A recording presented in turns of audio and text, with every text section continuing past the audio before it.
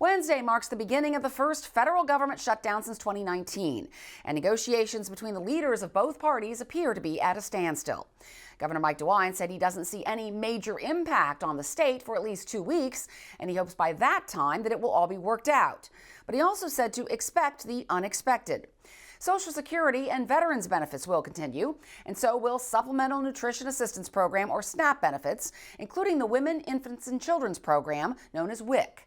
Joree Novotny leads the Ohio Association of Food Banks, which is watching the shutdown situation carefully. We do partner with several federal agencies as well as with the state of Ohio on pass-through funding from the federal government. And generally, right now, we don't have concerns about access to those funds. Those, in some cases, have already been authorized and approved because a lot of those grants run on different cycles than the federal fiscal year. So we don't have immediate concerns about access to funds or access to food. Another big way in which food banks partner with the federal government is by supporting agricultural markets through the Emergency Food Assistance Program, through our Commodity Supplemental Food Program that supplies food to seniors. And we have delivery scheduled pretty far out, so we're not anticipating any delays or disruptions in access to those commodities either. Let me ask you about the populations that you serve. Many of them are on Supplemental Nutrition Assistance Program, SNAP, also on WIC for women, infants, and children. Those are programs that potentially could be affected by the federal government shutdown. Are you concerned about that?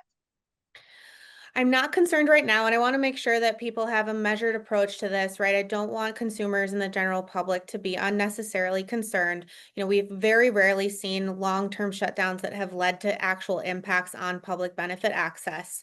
So for October, folks should have a normal experience with SNAP and with WIC, the other programs that they count on. They should still be able to access those benefits, will be able to be issued. It's if the shutdown is more prolonged, if we get past that 30-day mark, then there will be different scenarios to take into consideration. So we're just going to stay in touch with our partners at the state and federal level to make sure that we're communicating transparently and at the right point so that folks aren't feeling unnecessarily concerned about access to resources. Is the demand that you're seeing still elevated?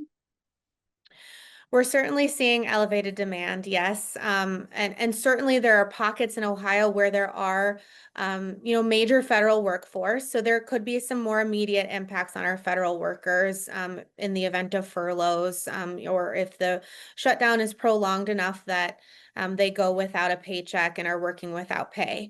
But generally, the pressure that we're experiencing is unrelated to the shutdown. It's pressure that we've seen building and that has been sustained for years now, just because ultimately households are facing consistent budget shortfalls. The cost of living has accelerated faster than their wages have kept up, and that's meaning that they're coming to us. More of them are coming to us, and more of them are coming to us more often. You're approaching the time of the year when people start thinking a lot about food banks, donating to food banks, food drives start happening. Does that help relieve some of that pressure at all? We have seen our community step up very generously, and certainly we're always looking to braid and blend resources, always have in our decades-long history of doing food banking. We're looking to reduce waste, do everything we can as efficiently as possible, support our partners in agriculture and in the food supply.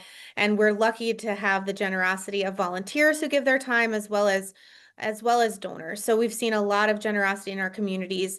It's not sustainable for philanthropy to, fill continued gaps in access, but we're really encouraged by the way in which our communities keep responding, and certainly ask them to stay with us. We just had an outstanding Hunger Action Month. I'm still repping my orange from the close of September and Hunger Action Month, and saw a lot of real positive energy.